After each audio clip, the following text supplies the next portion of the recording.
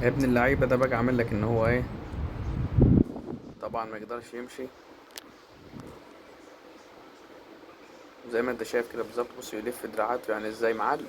عامل ان هو يعني جال مشلول. شوف. اول ما يبص عليه شوف يلف دراعاته ازاي.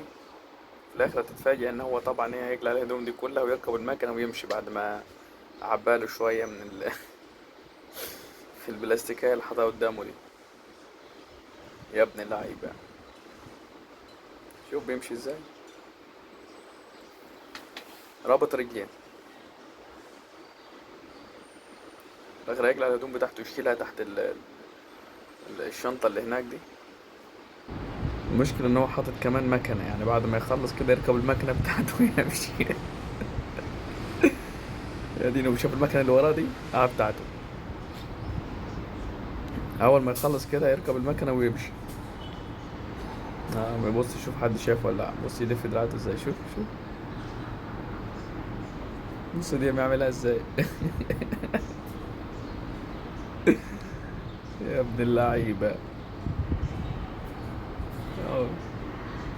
ايوه اقلع يا معلم. اقلع يا معلم واخلع.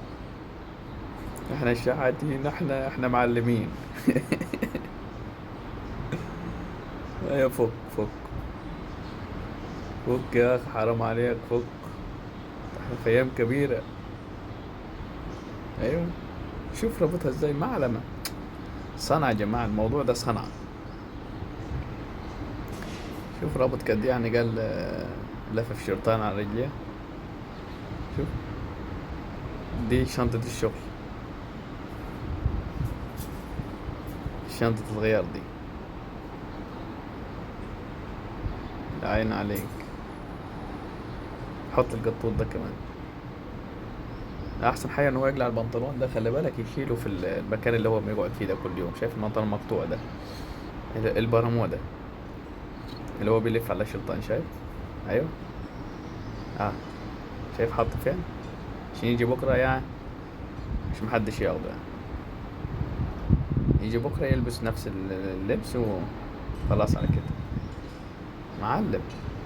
ايوه. شوف ابو عمو. لمهم يا عم.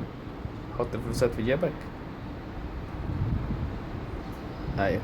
ماله جيبه. ياخد حتى البلاستيكات يروح يشيلها هناك دي. كانوا مسكوا فيها البطة زمان.